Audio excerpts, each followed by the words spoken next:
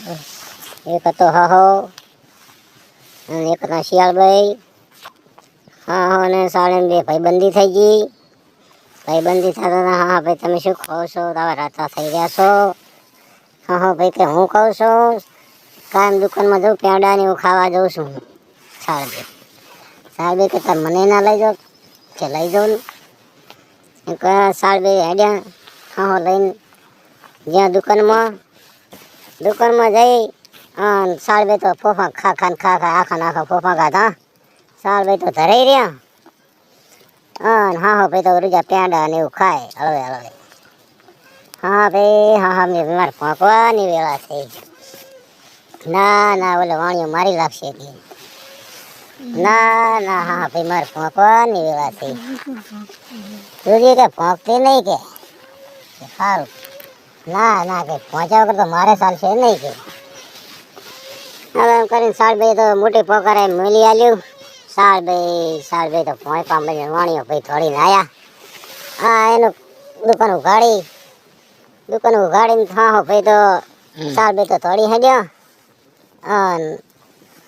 હા ભાઈ તો ફૂપડું પડ્યું હતું હું દુકાનમાં ફૂપડા હેઠ પહેરી ગયા. એવા તો સાળભાઈ તો થોડી હેડ્યા. થોડીને થોડાક અફરીદીને ભર્યા.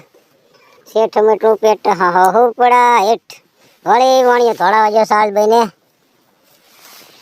તો કરી વળી તો શેઠ મોટું પેટ હુપડા હેઠ વળી આ તો ભાઈ કે શું કે હુપડું આ તો ઉસકાયું તાર હા ભાઈ મેં પહેરી રહ્યા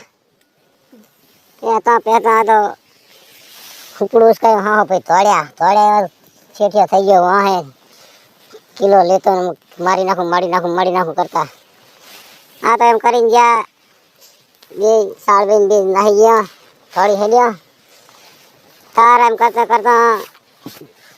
બીજા દિવસ થયો તાર સાળભાઈ અને હા ભાઈને વાદી સામા આવેરા. સાળભાઈ તમારા મહેમાન આવેરા કે ચમડા ઉગમણા આવેરા કે આ તો આવતા હતા આથમણાથી કર્યું ઉગમણું. સાળભાઈ ધોળ્યા આથમણા સાળભાઈને તો હા ને વાદીએ મારી લાશી સાળભાઈને હા ભાઈ તો ખાધું પીધું અને રાજ કર્યું. અમારી આ ચેનલ રાજા સિકોતરને સબસ્ક્રાઇબ અને લાઈક કરવાનું ના ભૂલતા મિત્રો.